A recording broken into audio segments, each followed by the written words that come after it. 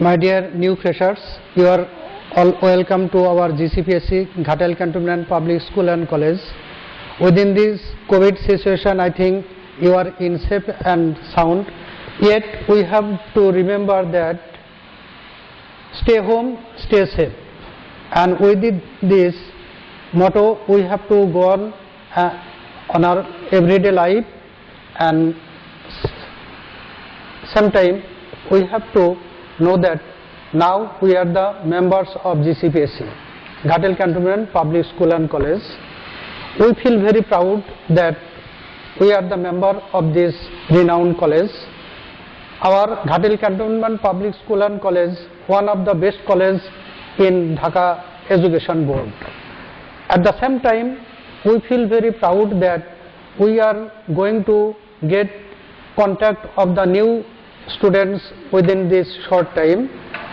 I think you will be very careful about your study. The motto of this college is grow in the esteem of future. What is our aim in life? We know we have to build up our career, and in order to set ourselves in a suitable position in practical life, no doubt we should take our preparation to build up our career.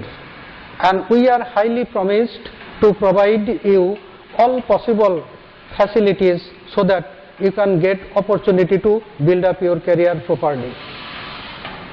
And we are very optimistic that though we are in COVID situation, this condition will be removed within short time with the blessing of Almighty God. At the same time, we have to go on our education system following the routine. Every day, according to the routine, we are taking class for your betterment. You will follow the routine, and it's my expectation to you, and you should be very attentive to my class.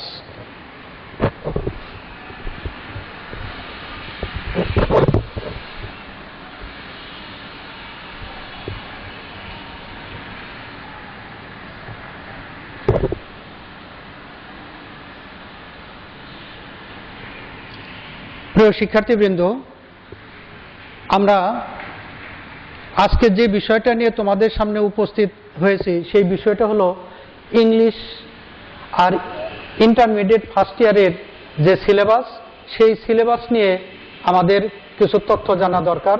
তবে তার আগে আমি আমার পরিচয় দিচ্ছি। আমি Mohammad Shahidul Islam, assistant professor English, Ghatal cantonment public school and college. আমি দীর্ঘদিন ধরে এই প্রতিষ্ঠানে চাকরিরত আছি। তবে তোমাদের সাথে যখন প্র্যাকটিক্যালি সাক্ষাৎ হবে সেই ক্লাসগুলোতে আমি আমার সম্পর্কে বিস্তারিত বলবো। আর বিশেষ করে তোমাদের সম্পর্কে, তোমরা যারা আজকে নিউ কামার, তাদের সাথে দেখা হচ্ছে না ঠিকই, কিন্তু আজকে তোমরা আমাকে দেখছো, তবে পরবর্তীতে আশা করি যখন বাস্তবে দেখা হবে তোমাদের সম্পর্কে বিস্তারিতভাবে জানবো। তবে ইন দ্য মিন টাইম আমাদের পড়ালেখার যে বিষয়টা, সেই বিষয় সম্পর্কে পরিচিত হওয়া খুবই দরকার। আমরা তোমাদের কল্যাণের জন্য সবসময় প্রস্তুত। তোমাদের ক্যারিয়ারকে গঠন করার জন্য যা যা প্রয়োজন আমরা সব কিছুই তোমাদের জন্য দিতে প্রস্তুত আছি। আর আমরা যে অনলাইনে ক্লাস নিচ্ছি, অবশ্যই তোমরা এই অনলাইনের ক্লাসগুলো যদি ফলো করো, বিশেষভাবে তোমরা উপকৃত হবে। তাহলে আমরা চলো শুরুতেই দেখি ইংলিশ ফার্স্ট পেপার এবং তার যে সিলেবাস এবং মান বন্টন সেটা কেমন আমরা একটু দেখে নিই। আমরা এই ইংলিশ বিষয়টাকে যদি ভালো করে শিখতে চাই, জানতে চাই এবং ইংলিশটাকে সহজ হিসেবে নেই, তাহলে আমাদেরকে কিছু করণীয় আছে। তাহলে সেই করণীয় বিষয়গুলো হলো আগে সিলেবাস জানা এবং সেই সাথে মার্ক ডিস্ট্রিবিউশনটা কেমন হবে সেই সম্পর্কে তথ্যগুলো ভালো করে জানা। প্রিয় শিক্ষার্থী, আমাদের যে বইগুলো আমাদের পড়তে হবে সেই বইগুলো সম্পর্কে আমি এর আগেও ভাইবারে তোমরা জেনেছো। তবে আজকে আমি উপস্থাপন করছি আমাদের ইংলিশ ফার্স্ট পেপারের জন্য বোর্ড থেকে প্রেসক্রাইবড যে বইটা দেওয়া আছে সেটা হলো English for today for class 11-12। এটা টেক্সট বুক, তোমরা অবশ্যই এটা কিনবে। আর সেই সাথে আমরা মডেল কোশ্চেন হিসেবে ফার্স্ট পেপারের জন্য বলেছি নবদূত পাবলিকেশনের মডেল কোশ্চেন। তাহলে ফার্স্ট পেপারের যে নবদূত পাবলিকেশনের model question in the mean time তোমরা বাজার থেকে সংগ্রহ করে নেবে। এই বইটা তোমাদেরকে প্রস্তুতি নিতে সহায়তা করবে। আর আমি তাহলে এখন শুরু করছি কোশ্চেনগুলো কিভাবে থাকবে এবং এই টেক্সট বই থেকে সিলেবাস এবং প্রশ্নগুলোর ধারা কেমন হবে। আমি দেখো দেখিয়েছি কোশ্চেন নাম্বার 1। এখানে কোশ্চেন নাম্বার 1-এ আমরা যে টেক্সট বইটা পড়ব, আমাদের যে পাঠ্য বই রয়েছে এনসিটিভি কর্তৃক, তাহলে সেই বইটা থেকে আমরা কিছু গল্প পড়ব। সেই গল্প থেকে একটা প্যাসেজ কোশ্চেন নাম্বার 1-এর জন্য দেওয়া থাকবে। ওই প্যাসেজটা আমরা ভালো করে পড়ব, তার প্রেক্ষিতে কোন ধরনের উত্তরগুলো আমাদের দিতে হবে। দুইটা সিস্টেম আছে। এ নাম্বারে থাকবে মাল্টিপল চয়েস কোশ্চেন। এখানে 5টা মাল্টিপল চয়েস কোশ্চেন আ, বি, সি, ডি, ই এভাবে দেওয়া থাকবে এবং প্রত্যেকটা নাম্বার হবে 1। এভাবে 1 × 5 = 5। তাহলে এই যে আমরা যে টেক্সটটা দেওয়া থাকবে, অর্থাৎ একটা প্যাসেজ দেওয়া থাকবে গল্প থেকে, সেই গল্পর প্যাসেজ পড়ে আমরা মাল্টিপল চয়েস কোশ্চেনগুলো সিলেক্ট করব। সেই হিসেবে আমাদের মার্ক ডিস্ট্রিবিউশন হলো 5। নাম্বার বি, ওই একই প্যাসেজ থেকে দুই ধরনের কোশ্চেন থাকবে, একটা মাল্টিপল চয়েস কোশ্চেন আর একটা হলো শর্ট কোশ্চেন। এই শর্ট কোশ্চেন থেকে আমরা উত্তর করব 5টা কোশ্চেনের, প্রত্যেকটা কোশ্চেন 2 নাম্বার করে। তাহলে 2 × 5 = 10। তাহলে শর্ট কোশ্চেনের জন্য মার্ক ডিস্ট্রিবিউশন হলো 10। পরবর্তী কোশ্চেনে আসি, নাম্বার 2। এই নাম্বার 2 যে কোশ্চেনটা থাকবে সেখানেও আমরা যে প্যাসেজগুলো টেক্সট থেকে পড়ব সেখান থেকে একটা প্যাসেজ উল্লেখ করা থাকবে। ওই প্যাসেজটা পড়ব এবং ওই প্যাসেজের আলোকে যে কোশ্চেনটা করা থাকবে সেই কোশ্চেনের উত্তরগুলো আমরা দেব। আর এই উত্তরটা হবে কি, 5টা কোশ্চেনের উত্তর দিলে 2 নাম্বার করে, তাহলে কি 5 × 2 = 10। আর এর আইটেমগুলো হলো ফ্লো চার্ট। তাহলে ফ্লো চার্টটা কি, আমাদেরকে একটা ইনস্ট্রাকশন দেওয়া থাকবে, একটা এক্সাম্পল দেওয়া থাকবে বক্সে। এই এক্সাম্পলকে ফলো করে আমরা 5টা বক্সে 5টা ফ্লো চার্ট লিখবো, অর্থাৎ ফ্রেজ আকারে উত্তর দিতে হবে। এখানে ফ্লো চার্টের একটা এক্সাম্পল দেওয়া থাকবে ফ্রেজে, আর ওই আঙ্গিকে আমাদেরকে আরো 5টা ফ্রেজ 5টা বক্সে উল্লেখ করতে হবে। তাহলে উল্লেখ করতে পারলে প্রত্যেকটার মার্ক হবে 2 নাম্বার। তাহলে 2 × 5 = 10। অল্টারনেটিভ রয়েছে, দেখো নাম্বার 2-তে অল্টারনেটিভ হিসেবে থাকতে পারে টেবল মেসিং। এই টেবল মেসিং হলো যে প্যাসেজটা থাকবে ওই প্যাসেজ থেকে সরাসরি লাইনগুলো তুলে না দিয়ে রিপ্রডিউস করে 10টা গ্যাপ তৈরি করা হবে। ওই 10টা গ্যাপে 10টা মার্ক থাকবে রোমান নাম্বারে, আর 10টা ওয়ার্ড অথবা 10টা ফ্রেজ ওখানে লিখতে হবে। তাহলে এই পদ্ধতিতে 10টা ওয়ার্ড অথবা ফ্রেজ যদি সঠিকভাবে লিখতে পারি তখন মার্ক হবে 1 × 10 = 10। অর্থাৎ ফ্লো চার্ট লিখলে 5টা ফ্রেজ লিখতে হবে, আর টেবল মেসিং যদি থাকে তাহলে এগুলো 10টা গ্যাপ থাকে, 10টা গ্যাপে 10টা ওয়ার্ড বা ফ্রেজ বসাতে পারলে 10 মার্ক হবে। তাহলে এইভাবে আমরা কোশ্চেন নাম্বার 2 সম্পর্কে জানলাম। এখন আমরা দেখব নাম্বার 3। এখানে লেখা আছে সামারি। এই সামারিটা লিখতে পারলে 10 মার্ক। তোমরা সামারির সাথে হয়তো বা বেশি পরিচিত। আমাদের টেক্সট থেকে অথবা আউট অফ টেক্সট একটা প্যাসেজ দেওয়া থাকবে। এই প্যাসেজটা 5টা সেন্টেন্সে, এবং সামারি লেখার যে সিস্টেম আছে বা নিয়ম আছে সেই নিয়মকে অনুকরণ করে আমাদেরকে 5টা সেন্টেন্সে একটা সামারি লিখতে হবে। এভাবে 5টা সেন্টেন্স যদি আমরা লিখতে পারি তাহলে আমাদের নাম্বার হবে 10। তাহলে আমরা 3টা আইটেম সম্পর্কে ধারণা পেলাম, question number 1, question number 2, question number 3।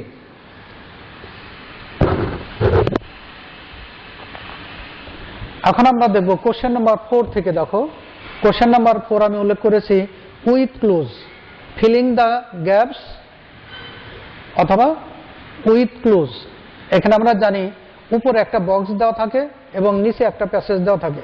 নিচের প্যাসেজে 10টা শূন্যস্থান থাকে, গ্যাপ থাকে, সেই শূন্যস্থানগুলোতে উপরে বক্সে যে ওয়ার্ডগুলো দেওয়া থাকে সেই ওয়ার্ডগুলো নিয়ে কোনটা সঠিক উত্তর ওই নাম্বার অনুযায়ী বসাতে হবে। তাহলে এই যে উইথ ক্লু লিখছি, এখানে আমাদের বক্সে 12টা ওয়ার্ড দেওয়া থাকবে আর গ্যাপে প্যাসেজে 10টা ওয়ার্ড থাকবে। তাহলে কোন ওয়ার্ডগুলো সঠিক অ্যাপ্রোপ্রিয়েট এই উইথ ক্লুগুলো নিয়ে আমরা সেই শূন্যস্থানগুলো পূরণ করব। 10টা গ্যাপ পূরণ করতে পারলে 0.5 × 10 = 5, অর্থাৎ এই উইথ ক্লু এই আইটেমে আমাদের নাম্বার হলো 5। তবে এই উইথ ক্লুগুলো টেক্সটের যে ধারণা অথবা আউট অফ টেক্সট একটা কনসেপ্ট থাকবে, সেই কনসেপ্টের আলোকে তোমাকে এই উইথ ক্লুগুলো দেওয়া থাকবে। তাহলে এভাবে আমরা তাহলে টেক্সট যদি পড়ি অথবা আমাদের যে ধারণা উইথ ক্লু লেখার কিছু নিয়ম আছে, সেই নিয়মগুলো আমাদের জানতে হবে। প্র্যাকটিস করলে আমরা শিখতে পারবো, আমরা ধারাবাহিকক্রমে ওগুলো শিখব। তাহলে এখানে উইথ ক্লুতে নাম্বার থাকবে 5। তারপর দেখো আমি দেখিয়েছি কোশ্চেন নাম্বার 5 উইদাউট ক্লুজ। একই নিয়ম, তবে উইদাউট ক্লুজের ক্ষেত্রে যে বিষয়টা হবে মার্ক হবে 1 × 10 = 10। এখানে উইথ ক্লুতে যেমন উপরে 12টা ওয়ার্ড দেওয়া থাকবে, কিন্তু উইদাউট ক্লুতে কোনো ওয়ার্ড দেওয়া থাকবে না। এখানে বক্স দেওয়া থাকবে না, ক্লু দেওয়া থাকবে না, প্যাসেজটা তোমরা বারবার পড়বে, 10টা গ্যাপ থাকবে, সেই গ্যাপগুলো তোমরা পূরণ করবে। তাহলে এখানে উইদাউট ক্লুর মার্ক হলো 10। দেখো পরবর্তীতে আমরা আসবো কোশ্চেন নাম্বার 6। এই কোশ্চেন নাম্বার 6-এ থাকবে রিঅ্যারেঞ্জমেন্ট 1 × 10 = 10, অর্থাৎ এই রিঅ্যারেঞ্জমেন্টে আমাদের মার্ক হলো 10।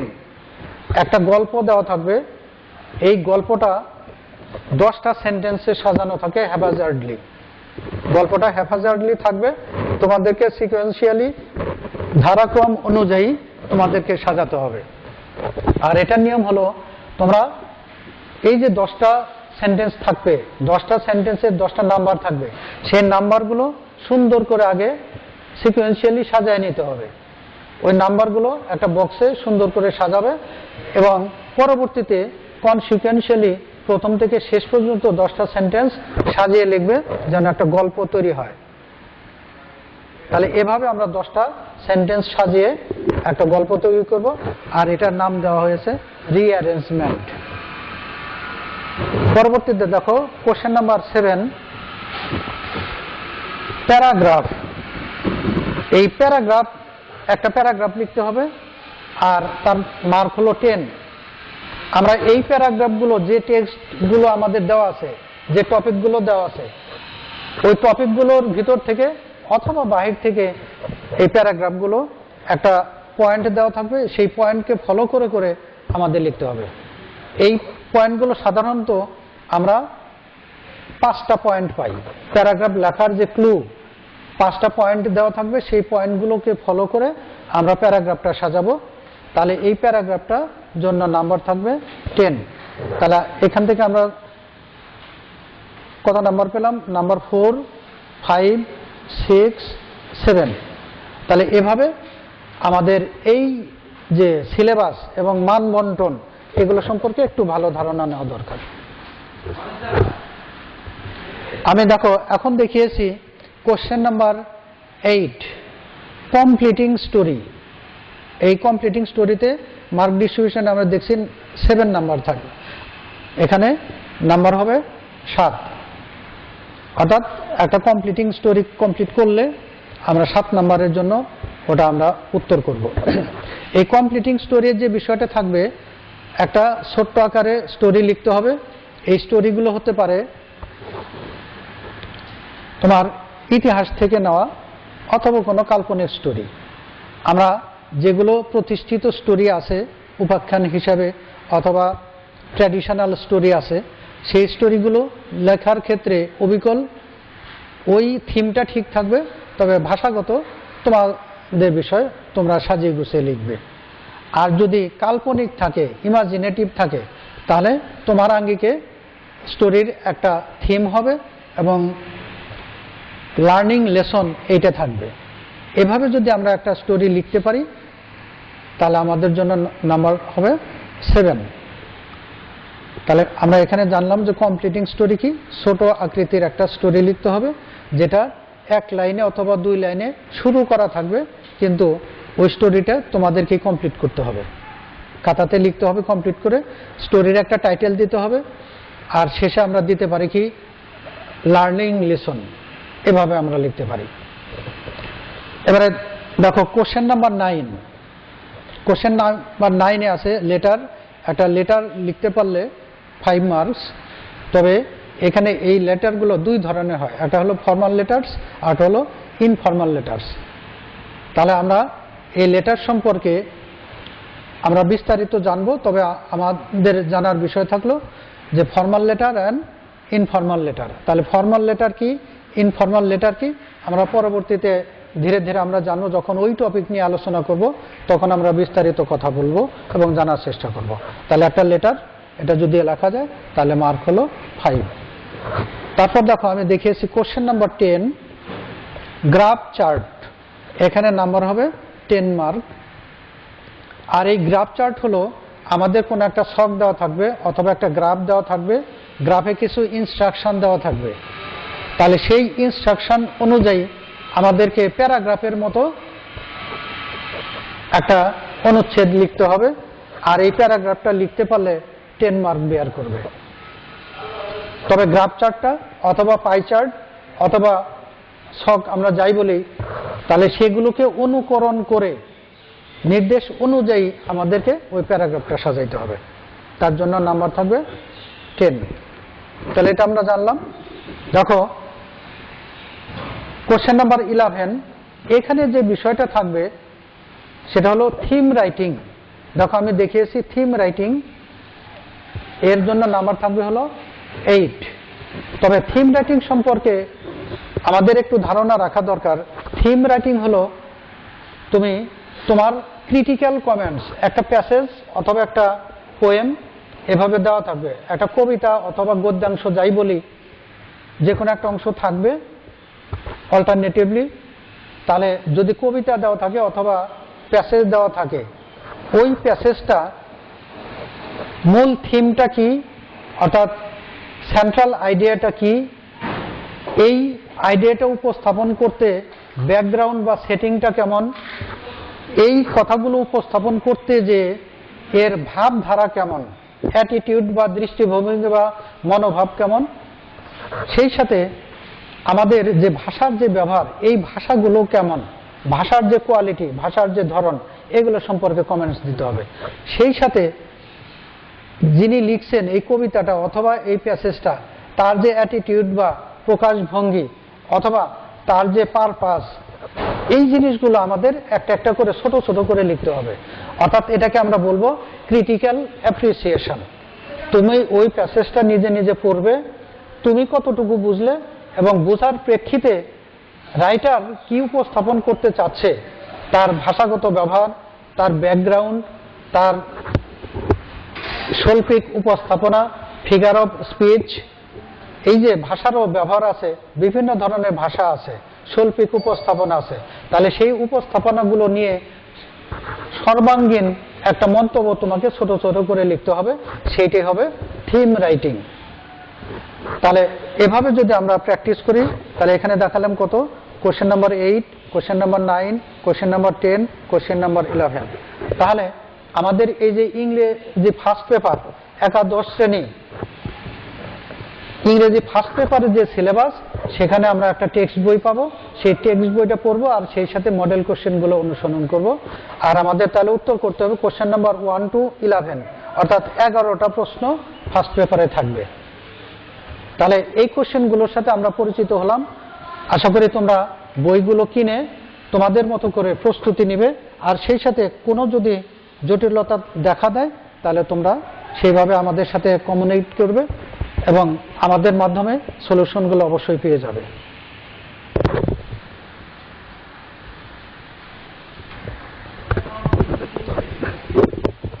However, dear learners, though it's my first class, I expect within short time, with the blessing of Almighty God, the COVID situation will be removed, and then will be in the classroom.